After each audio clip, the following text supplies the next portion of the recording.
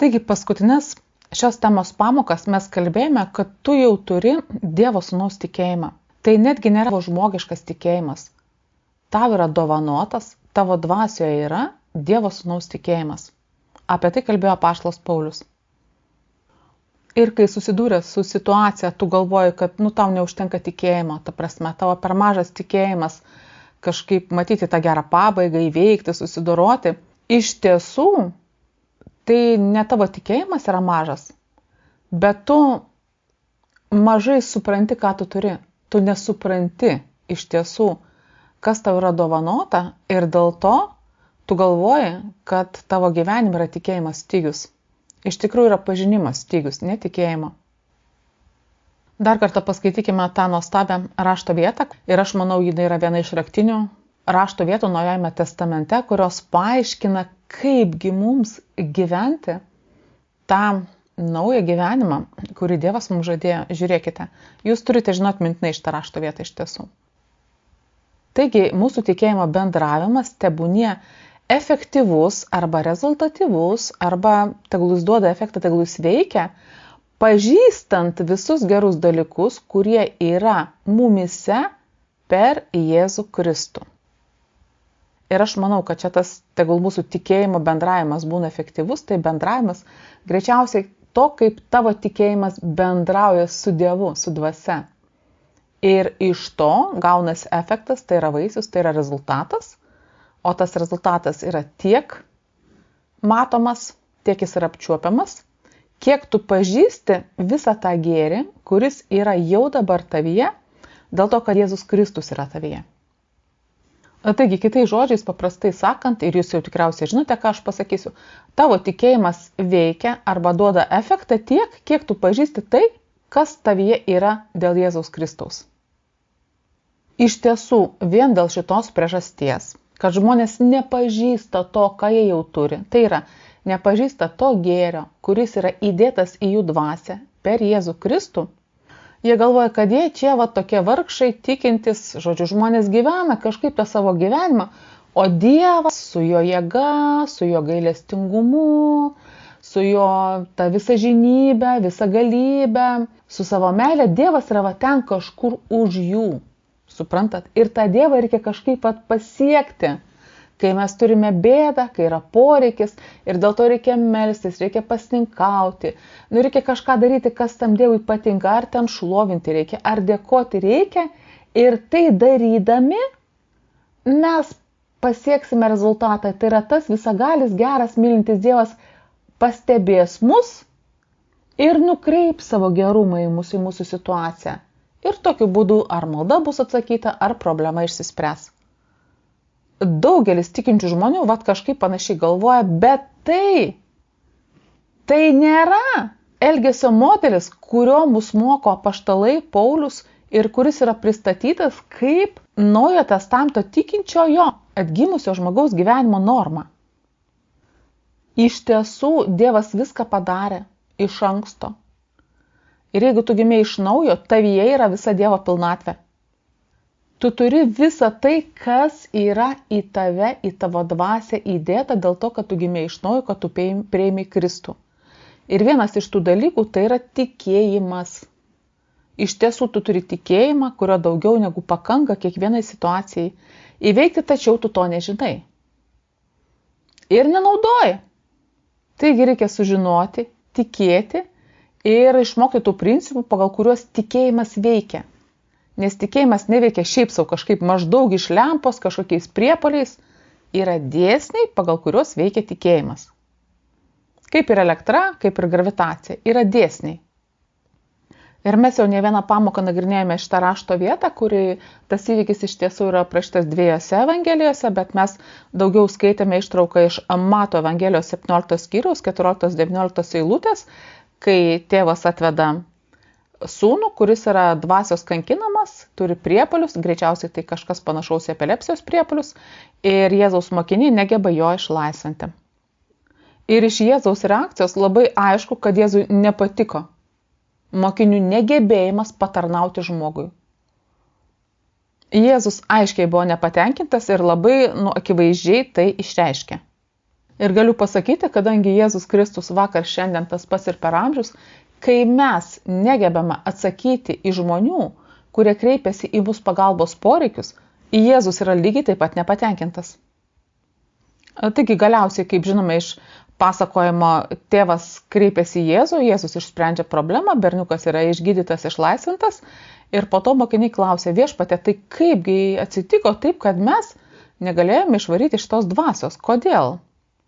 Ir mes žinome, raštas apie tai kalba, kad jie iki to atvejo labai sėkmingai išvarinėjo dvasias ir gydė ligonius. Taigi jie matė, kad Jėzaus paliepimas gydyti ligonius ir išvarinėti dvasias iš žmonių labai sėkmingai veikia, bet šitoj vietoj ėmė ir užstrigo. Taigi svarbu suvokti, kad Kristaus mokiniai nebuvo naujokai. Jie tikrai mokėjo veikti tikėjimu ir matė, kaip Dievo jėga veikia, ta prasme, kai jie daro tai, ką Jėzus jums liepia daryti, viskas suveikia, o dabar neišėjo.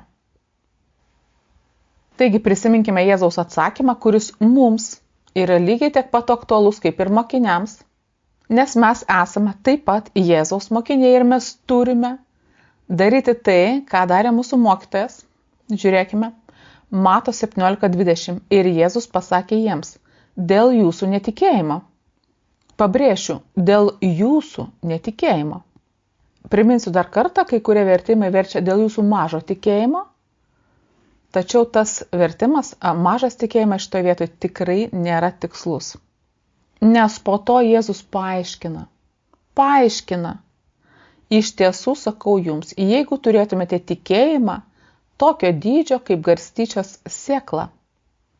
Ir kitur yra sakoma, kad garstyčios grūdas, garstyčios sėkloje buvo pats mažiausias grūdelis, ta prasme.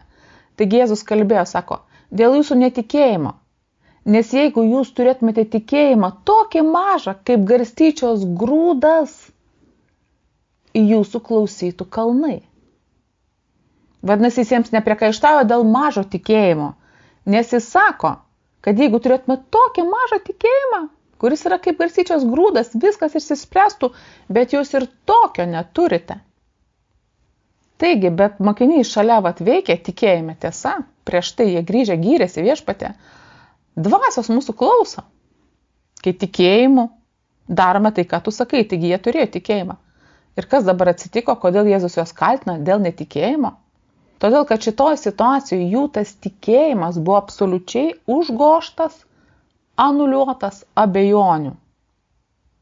Taigi jis buvo visiškai, kaip sakant, prislėgtas tas tikėjimas ir jo šitoj situacijoje kaip ir nebuvo. Netgi tokio kaip garstyčios grūdas. Priminsiu, mes žiūrime, kaip situaciją komentuoja Jėzus. Jėzus sako dėl jūsų netikėjimo. Taigi Jėzus, kuris yra tiesa, kuris, kaip sakant, žino situacijas kiaurai, sako, šitoj situacijoje jūs nepadėjote tėvui ir jo sūnui dėl jūsų netikėjimo.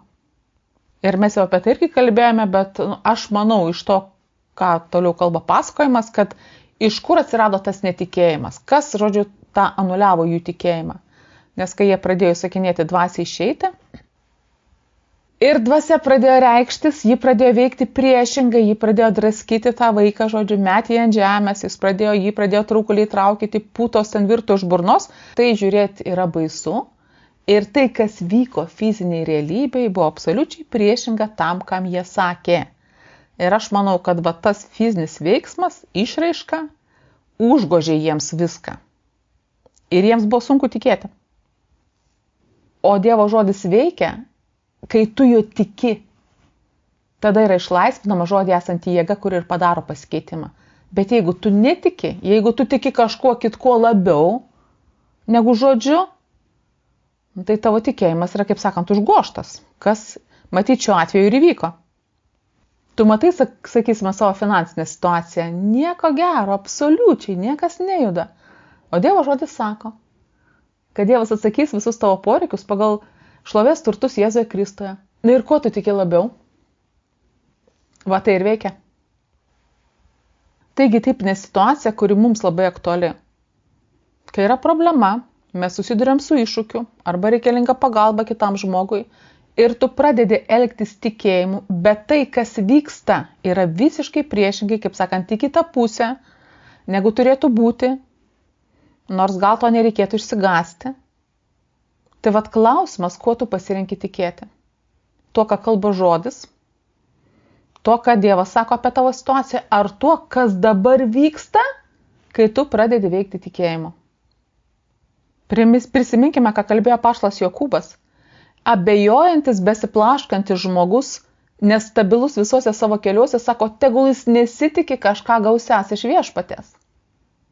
Jeigu situacijoje, kai reikia tikėti, dėl to, kas vyksta išoriai, dėl to, ką mato tavo akis, girdi tavo ausis, ką kalba kiti žmonės, dėl bet kokių išorinių dalykų, tu pradedi abejoti, tai Jokūbas sako, abejojantis žmogus te nesitiki kažką gausias iš viešpaties. Tu turi būti vientisas ta prasme. Tu turi pasirinkti, susikoncentruoti į vieną tašką ir neleisti, kad būtum viduje išblokštas.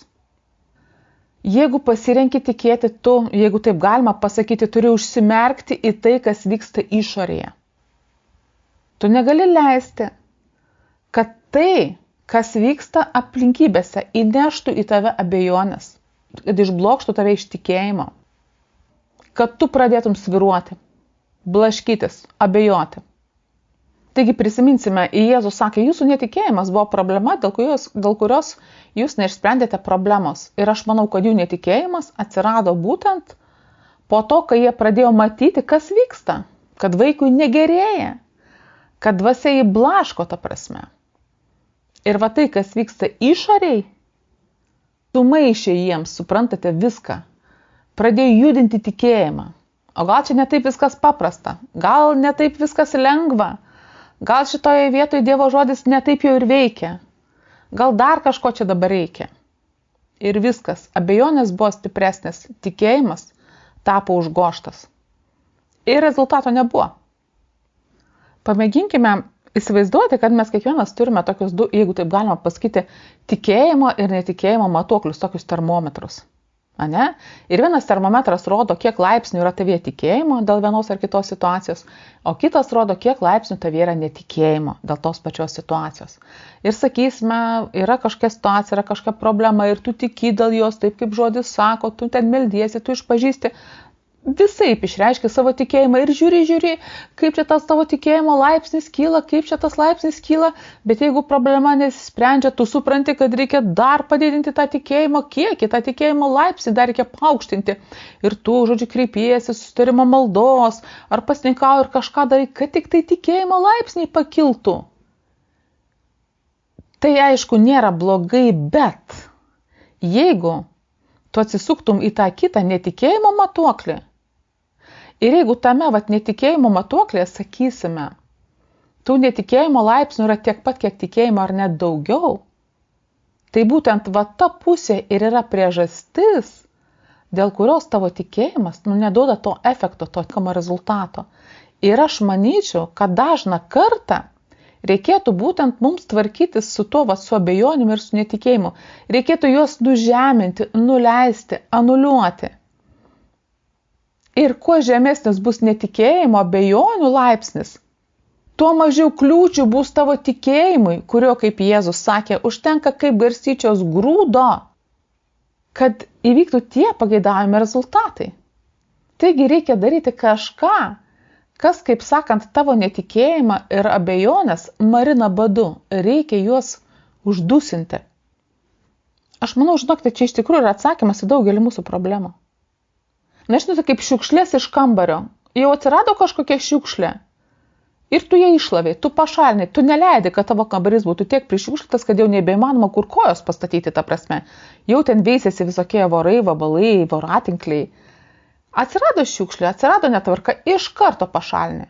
Jeigu mes taip reaguotume į netikėjimą, į abejonę, abejonė Dievo žodžiu, į tas mintis, kurios yra priešingos Dievo pažadui, jeigu mes jas iš karto išmestume, iššluotume, tai Jėzus sako, tavo tikėjimo užtektų tik tai tokio dydžio kaip garstyčios grūdas ir kalnas tavęs klausytų.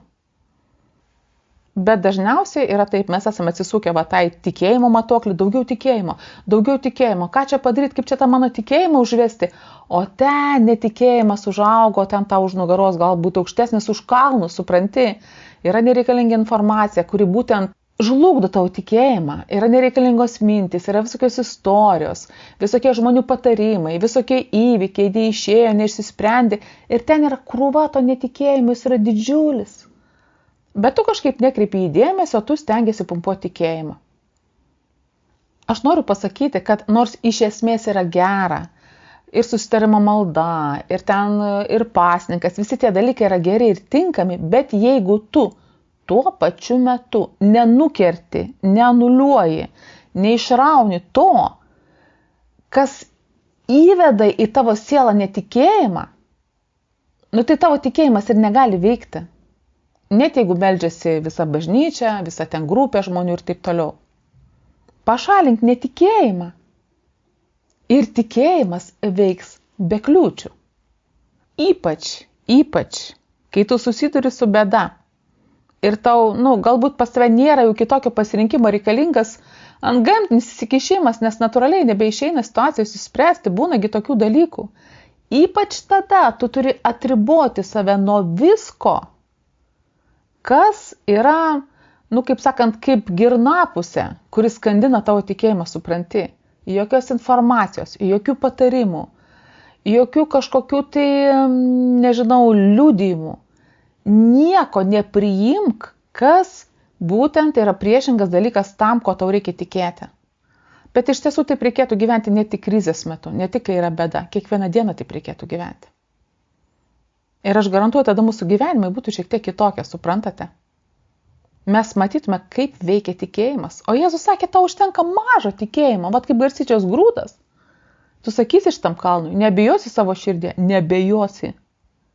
Nebijosi, nes nebus dvejonių, nebus netikėjimo. Ir sako, kalnas pasikels. Aš noriu pasakyti, mes turime sąmoningai užsiimti savo vidinio žmogaus higieną. Mes negalime tą savo vidinį kambarį, vidinius kambarius, sielą, laisvai leisti ten būti dalykams, kurie yra priešingi mūsų tikėjimui. Mes negalime sau leisti to daryti. Ir aš gaunu, žinote, daug įvairių komentarų, dėl to, ką kalbu, ir žmonės sako, aš toks biškai fanatikas, toks, labai kraštutinis žmogus maždaug. Toks senamadiškas. Argi šiais laikais galima taip gyventi, kaip aš gyvenu? Galima, žinokit. Ir aš galiu pasakyti, man labai patinka mano gyvenimo vaisiai. Ir aš jums galiu pasakyti, jūs elgiatės mažiausiai neatsargiai, o atvirai sakant, kvailai ir netgi taip sakyčiau savižudiškai, leisdami kitų žmonių nuomonėms griauti tikėjimą, jūsų tikėjimą. O jūs gyvenime gaunate pagal tikėjimą, suprantat? Tebūnė jums pagal jūsų tikėjimą. Jėzus sakė, kad mes savo gyvenime, kaip sakant, gauname, priimame pagal tai, kiek gebame tikėti. O jūs leidžiat, kad žmonių nuomonės, jų netikėjimas, jų pyktis, pavydas, kad visą tai laikytų jūs ten apačioj, neleistų jums tikėti Dievo žodžiu ir sulaikytų jūs nuo rezultatų. Žiūrėkit, kaip žmonės sako, taip, jau pas svečią suskaudo, jau toks simptomas, viskas aišku. Čia jau brangusis inkstai, čia tau ne jokai, rimtas dalykas, kreipkis pas gydytojus, skaičiau, mačiau, girdėjau, Google, mačiau, yra parašyta. O kur jis pasakė, tau skauda kažką, tau nepriklauso joks susirgimas. Tavie esanti Dievo jėga, jinai pranoksta bet kokį susirgimą. Dėk rankas ant ligonių ir ligoniai sveiks, ant savęs gali dėti rankas. Kaip dažnai tokį patarimą girdite? Žiūrėkite, žmonės, kurie patys negyvena tikėjimu, nemoka gyventi tikėjimu, nenori gyventi tikėjimu, visada kaip vienintelį teisingą ir veikiantį gyvenimo modelį, visada siūlys savo gyvenimo būdą. Sergi, atsakymas yra gydytojas, atsakymas yra vaistai. Depresija, atsakymas antidepresantai. Ir kuo dabar tas toks patarimų klausimasis yra pavojingas? Jisai, jeigu tu juos priimi, ta prasme, tai pririša tave prie netikėjimo Dievo žodžiu. Tai neskatina tavęs tikėti Dievo pažadais, taip, kad jie pradėtų veikti ir kad tai būtų tas būdas, kuriuo išsprendžia tavo problemos. Ir kitą kartą, sakysim, po kurio laiko, kai tu vieną, antrą, trečią kartą tai girdi tokius patarimus, tokius pasidalinimus ir per televiziją tą patį pasakoja, tau kažką suskaudo, ar ten regėjimas susilpa, ar ten kažkas atsitiko ir tau pirma mintis, taip, čia matyti, šitas organas jau sutriko, jis yra gydomas taip ir taip. Ir tau minčių nėra. Tau minčių nėra, kad būtų galima išgyti tikėjimu. Supranti? Tu iš karto esi nukreipiamas prie natūralių dalykų. Prie natūralių dalykų.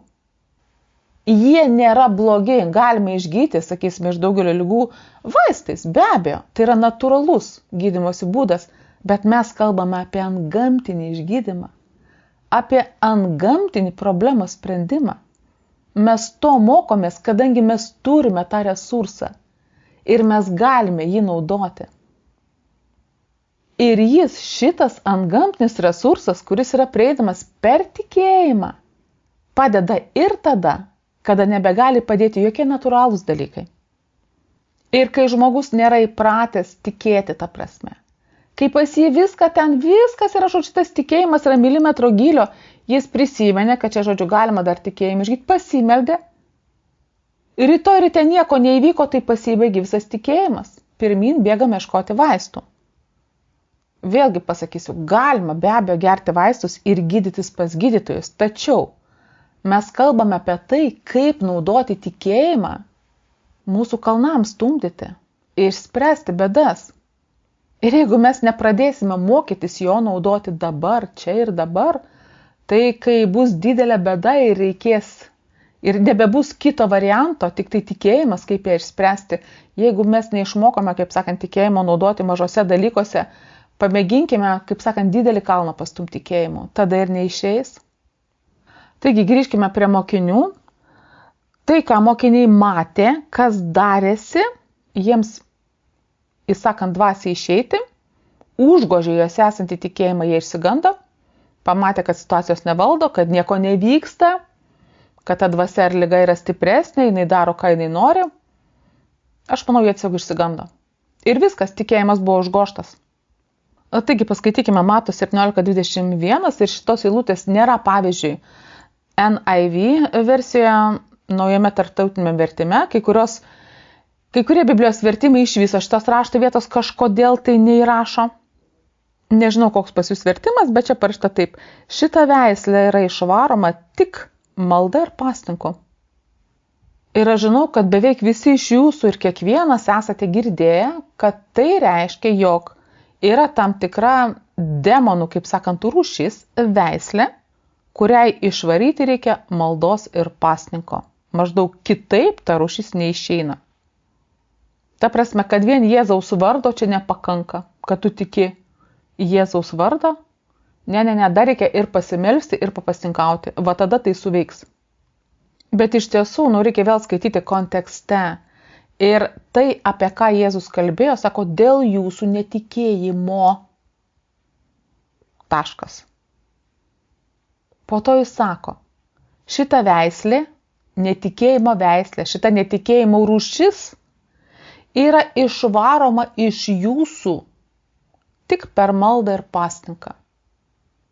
Išvarykite iš savęs šitą netikėjimą, kuris atsiranda matant.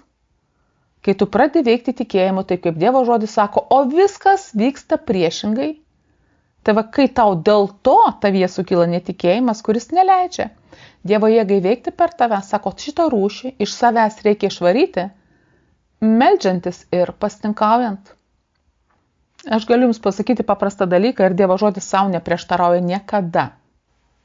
Jėzaus vardui paklūsta kiekvienas vardas, nes Jėzaus Kristaus vardas yra aukščiausias. Dvasinėme pasaulyje tai yra puikiausiai žinoma. Tokios demoniškos jėgos, kuri nepripažintų Jėzaus Kristaus vardo viešpatystės, neegzistuoja. Ir jeigu kartais būna taip, kad jūs susidurite kokią nors demonišką apraišką, jūs Jėzaus Kristaus vardu įsakote maždaug ir ten kažkas nevyksta, tai melskitės kiek norit, pasninkaukit kiek norit. Nei jūsų malda, nei pasninkas, kaip sakant, per maldą ir pasninką tu negali įgyti daugiau autoriteto ir valdžios, negu jos yra Jėzaus Kristaus varde. Tokio demono, kuriam nepakaktų, kad jis būtų išvarytas į valdžios, kur yra Jėzaus Kristaus varde, tokio demono neegzistuoja. Ir jeigu jūs girdėjote kažką mokant, kad žodžiu maždaug, kad yra dvasios čia skirtingų lygių ir kad vienoms dvasioms užtenka paprastai sakyti, o kad kitos išeitų, reikia va čia melstis, ruošti save, pasninkauti, dideliai dvasiniai kovai ir taip toliau, tai žinokit, tai yra neteisingi mokymai. Kadangi mes negalime įgyti jokiais būdais daugiau valdžios ar dvasinio autoriteto, negu yra suteikta tiems, kuriems yra pavestas Jėzaus Kristaus vardas, kad juo būtų išvaromos dvasios, suprantate? Tai, kad tu meldiesi ir pasninkauji, tu dėl to demonams ar ten dvasiniam pasauliui daug didesnio įspūdžio nepadarai. Nes jiems įspūdį padaro Jėzus Kristus, kadangi jis jos nugalėjo, ne tu jos nugalėjai. Ir tau reikia eiti, suvokiant, kas yra Jėzus, kokia valdžia yra jo, kokia jėga ir valdžia yra jo vardė ir viskas. Tarsi, iš savęs tau nieko nebereikia prie to pridėti. Tačiau malda ir pasninkas yra, kaip sakant, tos tokios disciplinos, kurios keičia tavo vidų. Ir Jėzus pasakė vieną iš tokių nuostabių įrankių, kaip susidoroti su savo paties netikėjimu. Kai tu, pavyzdžiui, netiki. Tu, pavyzdžiui, netiki, kad va tas Dievo pažadas gali veikti. Dievas taip sako, Biblijoje užrašyta, o tu netiki nors tu ką. Tai va tada, brangusis, melskis ir pasninkauk. Nes šita veislė yra išvaroma netikėjimo iš tavęs, malda ir pasninku. Ir kai išvarai va tą netikėjimą, malda ir pasninku, tai tavyje esančio tikėjimo pakanka problemą išspręsti. Ar ne dėl to pirmoji bažnyčia nuolat pasninkaudavo? Iš savo paties patirties aš taip sugrupavau galimą netikėjimą į 3 tokias kategorijas. Biblijoje to nėra, čia tiesiog yra mano pastebėjimas, jeigu jis jums yra priimtinas, galite jo pasinaudoti. Pirma netikėjimo rūšis, netikėjimas, kuris atsiranda iš nežinojimo. Tai yra, žmogus netiki, kadangi nežino. Pavyzdžiui, žmogus nežino, kad Dievas šiandien gydo. Jėzus Kristus vakar šiandien pas ir per amžius. Taip, žmogus to nežino ir jis netiki. Dėl to, kad įmanomas šiandien dieviškas išgydymas. Ir tokia netikėjimo rūšis, kaip jinai panaikinama žinojimu. Tokiam žmogui paprasčiausiai reikia sužinoti tiesą. Tai čia pirmas variantas. Antras variantas. Žmogus netiki, todėl kad buvo išmokytas priešingai. Pavyzdžiui, Dievas atsakys į tavo maldą, jeigu būsi šventas, jeigu gerai elgsiesi. Taip. Tai yra neteisinga teologija, pagrįsta neteisingų supratimu. Kadangi Dievas į tavo maldas atsako dėl to, kad tu priėmė Jėzų Kristų, o ne dėl to, kad tu gerai ar blogai elgiesi. Ir kadangi žmogus galvoja, kol aš nesu šventas, kol aš darau visko gerai ir Dievas negali atsakyti į mano maldas ar manęs palaiminti, tai jam tokiu būdu tą netikėjimą, kaip sakant, panaikinti reikia taip pat, reikia teisingo žinojimo. Neteisingą žinojimą pakeisti teisingų žinojimų ir tada žmogus galės pradėti tikėti, kad Dievas atsakys jo maldą arba išgydys jį dėl to, kad jis šiandien yra Jėzuje Kristuje. Tai va tiek pirmų, tiek antrų atveju reikalingas teisingas žinojimas. Bet yra va ta trečia netikėjimo rūšis, kuris, sakysime, atsiranda dėl to, kad tu žinai vienus dalykus, sakysime, Dievo žodis sako. O matai, kad tavo aplinkybėse vyksta visiškai priešingi dalykai. Ir tai, kas vyksta aplinkybėse, tau yra labiau realu ir nulemia tavo požiūrį, tavo pasirinkimą. Sakysime, tau kažką skauda ir tu sakai Jėzaus Kristaus vardu, sakau skausmui, tiesiog dabar palikti ten mano koją, ranką ar galvą. Ir iš karto nieks nepasikeitė, skausmas nesiliovė. Ir tavo kūnas tau sako, nieks neveikia, tavo tikėjimas neveikia, Dievo žodis neveikia, matai, skausmas tebėra. Man kaip skaudėjo, taip ir skauda. Ir čia be abejo vėl reikėtų tam tikro, kaip sakant, žodžio pažinimo, nes kartais, ir angliškame vertime labai gerai matosi, kartais Jėzus dėdavo rankas ant ligonių ir jie iškart išgydavo, o kartais, ir čia yra pavartotas kitas žodis, jų sveikata atsistatydavo. Tai reiškia, kad kartais įvykdavo išgydymas akimirksniu, o kartais po to, kai, sakysime, Jėzus uždėdavo rankas ant žmonių, jų sveikata pradėdavo atsistatyti ir tai įvykdavo per tam tikrą laiką, gal per dieną, gal per savaitę. Čia yra panašu kaip su tuo figmedžiu. Jėzus pasakė žodį, prakeikė, Figmedis iš karto nudžiūvo iš šaknų, tačiau rezultatas pasimatė po paros. Taigi kartais, kai meldiesi ar dėl savęs, ar dėl kito žmogaus, ligos šaknis priežastis yra iš karto pakertama, bet tavo kūnas atsistato per laiką, ar tai per valandą, ar tai per parą, ar per kažkokį kitokį laiką. Išgydymo procesas prasidėjo. Reikia leisti, kad jis pasireikštų kūne. Ne visada tai atsitiks iš karto. Ačiū Dievui, jeigu tai vyksta akimirksniu. Bet kartais tai užima laiko, kad kūnas atsistatytų. Taigi, jeigu tu tų dalykų nežinai ir pasimeldei, praėjo 5 minutės, pusę valandos, nieks nedingo ta prasme, egzema nedingo, skausmas nedingo, regėjimas iškart nepagerėjo ir tu sakai, niekas neveikia. Ašgi matau, niekas neveikia. Ir tu nueini pas gydytoją ir jis sako, taip, jūsų cukrus per didelis ir taip toliau, ir taip toliau. Tai yra kūne, išoriai, niekas nepasikeitė pakol kas.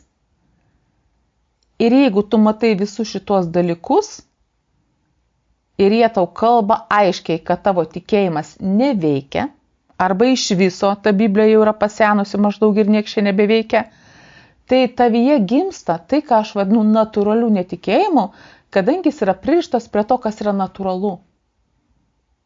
Prie to, kas vyksta va čia, toj natūralioje erdvėje. Tai va šitas netikėjimas yra išvaromas. Būtent malda ir pasninku. Tai reiškia, kad galbūt tu žinai teisingai raštą. Ir tu kaip ir tiki Dievo žodžiu ir gal tu matei, kaip jis veikia vienoje ir kitoje situacijoje, bet čia yra natūralūs įrodymai, kurie tau, kaip sakant, šaukia į akis, kad šitoj situacijoje žodis neveikia. Dievo jėga neveikia ir nieko čia nebus. Va tai yra to natūralaus netikėjimo priežastis. Taigi tas trečios pagal mano kategoriją rūšies netikėjimas, jis nėra neteisingo mokymo rezultatas. Ne, jis gimsta iš to, ką tu matai. Kad tai, ką tu matai, kas vyksta, yra priešinga tam, kad tu tiki. Štai kaip gimsta šitas netikėjimas, kuris slopina tavyje esantį tikėjimą. Dar kartą pakartosiu, šita rūšis, šita tavo netikėjimo rūšis, kuris slopina tavyje esantį tikėjimą, neišeina niekaip kitaip, tik per maldą ir pasninką. Galiu jums pasakyti, tai labai populiari netikėjimo rūšis. Ta prasme, ji yra labai paplitusi ir labai veiksminga. Ir Jėzus sakė, kaip su ją kovoti, meldžiantis ir pasninkaujant. Daugelis iš mūsų turėtume pakankamai dažnai melstis ir pasninkauti. Būtent dėl šitos priežasties, kad gebėtume tikėti savo situacijose. O tikėjimas yra pergalė, kuri nugali pasaulį. Kodėl malda ir pasninkas? Todėl, kad tiek malda, tiek pasninkas yra tokios veiklos, dvasinės veiklos, kurios reikalauja tikėjimo. Be tikėjimo jos yra visiškai beprasmės. Kas yra malda? Malda yra pokalbis su Dievu.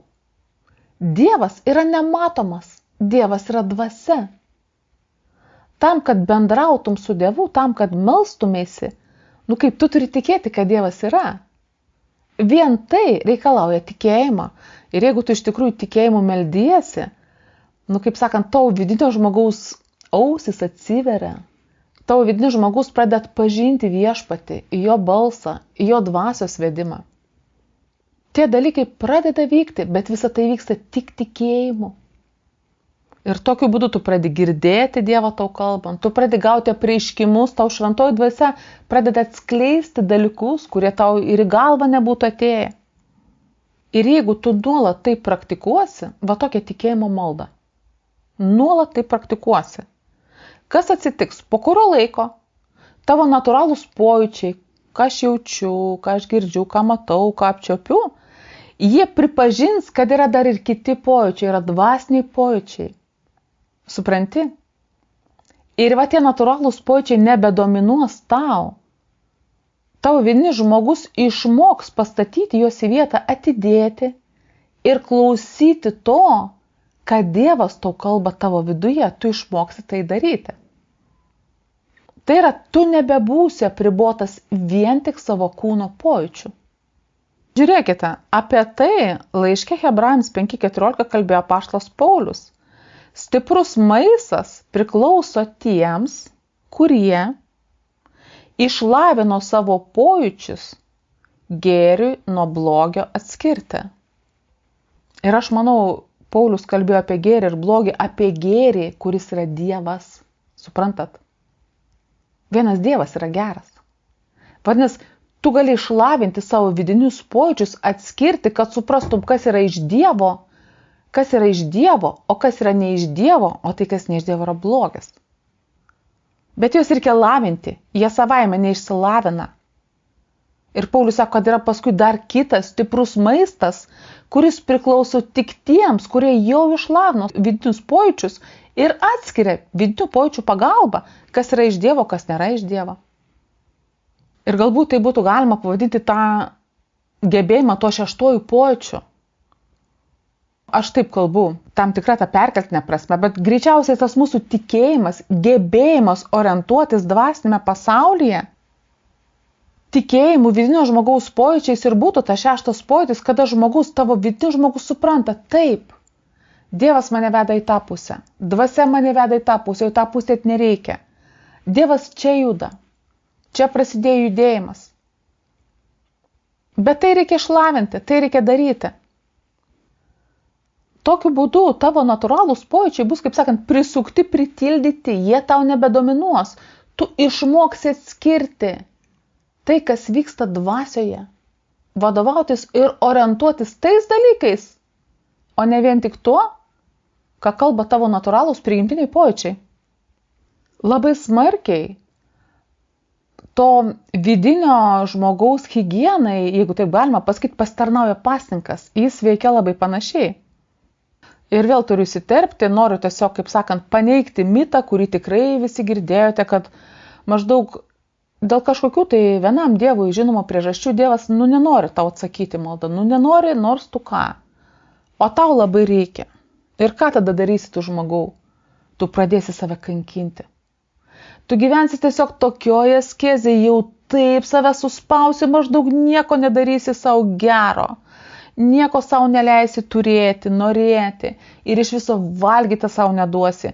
Ir Dievas bus paveiktas to, kaip tu žodžiu save kankini, jam padarys tai įspūdį. Ir jau visai tau benusibaigiant maždaug Dievas tikrai duleis tą atsakymą iš dangaus ir štai tavo pasninkas pagaliau pasieks Dievo sostą. Ir tu turėsi tai, ko tau taip reikia.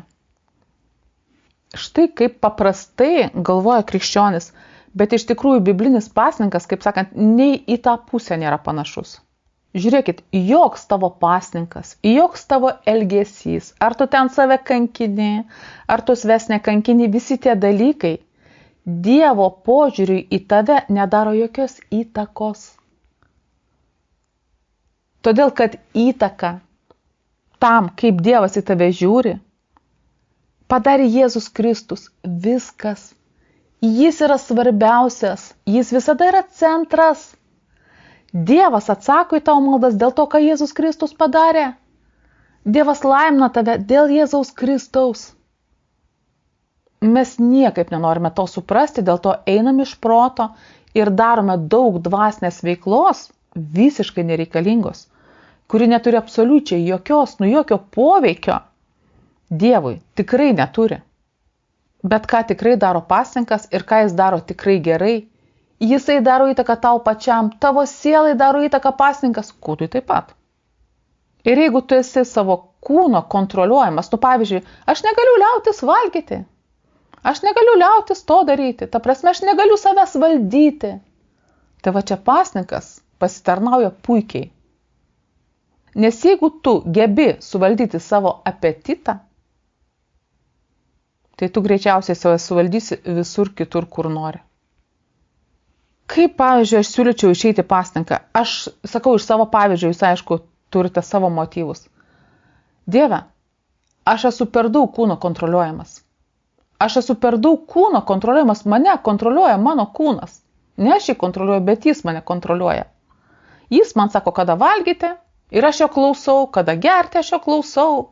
Jis man sako, ko norėti, ko nenorėti, kada miegoti, kada keltis, kada geisti, kada negeisti, aš jo nekontroliuoju.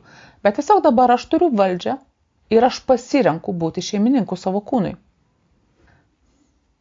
Mato 4.4. Žmogus negyvens vien duona, bet kiekvienu žodžiu išeinančiu iš Dievo lūpų. Ir tiesiog dabar aš sakau, kad aš pažaboju savo kūną į jo pojūčius, nes aš galiu būti gyvas ne duona, bet kiekvienu žodžiu, kuris išeina iš Dievo lūpų.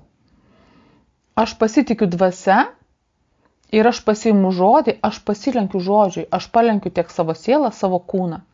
Šitam ar šitam laikui dienai, 2, 3, viskas. Aš gyvensiu žodžiu, kuris išeina iš Dievo lūpų, o tu kūne manęs klausysi ir tai tau išeisi gera. Ir aš jums galiu pasakyti, kad žmogaus noras valgyti, apetitas yra vienas iš stipriausių tokių instinktų. Ir jį, sunku yra valdyti, jis yra įpratęs tau vadovauti. Ir jeigu pradėsi pasinkauti, aš tau galiu pasakyti, kad jau, kaip sakant, po kokių 10-12 valandų tu suprasi, kad tu mirsi, jeigu tu nepavalgysi iki vakaro. Bet aš galiu pasakyti, nusiramink. Per 24 valandas tu tikrai nenumirsi, jeigu nevalgysi. Ir per 48 valandas tu nenumirsi. Ir per 72 valandas, jeigu nevalgysi, nenumirsi. Ir jeigu 5 paras nevalgysi, tu tikrai nenumirsi. Ir kūnui neatsitiks nieko blogo. Iš tiesų, tie tokie rimti, galbūt negrįžtami pasikeitimai, mokslininkai sako, prasideda, jeigu žmogus nevalgo apie 40 parų. Aišku, aš niekam to nesiūlau. Bet iš tiesų daugeliu iš mūsų pasninkas netgi kūnui būtų labai gerai, mes apsivalytume nuo toksinų. Kaip sakant, padarytume netgi savo kūne generalinę tvarką. Bet jeigu tu, kaip sakant, nesilinkęs pasninkauti, jokiais klausimais, kai kurie žmonės pasninkauja dėl sveikatos, į savaitę bent jau 1 dieną nevalgo, kas yra gerai, nors tai nėra dvasiniai dalykai, bet tai yra kūnui labai gerai. Bet jeigu tu nesipratęs to daryti, tai aš sakau, kad pradžia nebus lengva. Kūnas norės savo vakarienę. Aš esu įpratęs, naktypečiai, kur maistelis, kodėl mane marina šeimininkas. Bet aš labai gerai atsimenu, kai aš pradėdavau pasninkauti ir aš lygiai taip pat, kaip sakant, man tai nebūdavo lengva pradžiai. Aš sakydavau savo kūnui, jeigu neapsiraminsi, pridėsiu dar 1 dieną pasninko. Taigi, trumpai sakant, kai tu pradedi melstis ir pasninkauti, ypač kai jungi pasninką, tai po kurio laiko tu nugali savo kūno kontrolę. Kūnas tavęs nekontroliuoja, tu pradedi kontroliuoti. Tai yra, tu įpratini savo kūną, kad yra kiti dalykai, kad yra kita valdžia, kad yra dvasinis gyvenimas. Kad ne jis kūnas čia yra visų svarbiausia. Tu ištreniruoji savo kūną priprasti prie to, kad yra kita dvasinė realybė, kad yra kiti pojūčiai. Ir aišku, tai neišeis iš vieno pasninko. Tam reikalinga pasikartojanti praktika. Žiūrėkite, Jėzaus Kristaus kūnas, jo natūralūs pojūčiai jam nedominavo, suprantate? Jėzus gyveno pagal dvasią, iš bendravimo su tėvu. Jis pats sakė, aš nieko nedarau, ko nematau tėvą darant. Tėvas yra dvasia. Jis tos dalykus matė kaip dvasinė asmenybė, kaip dvasinis žmogus, ne kaip natūralus. Ir todėl, kai Jėzus susidurdavo su kažkuo, kas buvo priešinga jo tikėjimui, Jėzaus niekada iš vėžių tai neišmušdavo. Suprantat? Ta prasme, pas jį nebuvo to, kas užgoštų jo tikėjimą. Kodėl? Todėl, kad jis gyveno pagal dvasią, jam vadovavo dvasia. O visi natūralūs dalykai buvo savo vietoje, buvo antraeiliai. Su mumis yra kitaip. Beveik visi iš mūsų esame natūralių dalykų kontroliuojami, todėl mums sunku tikėti, nors mes turime tikėjimą. Ir šita netikėjimo veislė išvaroma malda ir pasninku. O kai lieka tikėjimas, tikinčiam viskas įmanoma. Būkite palaiminti.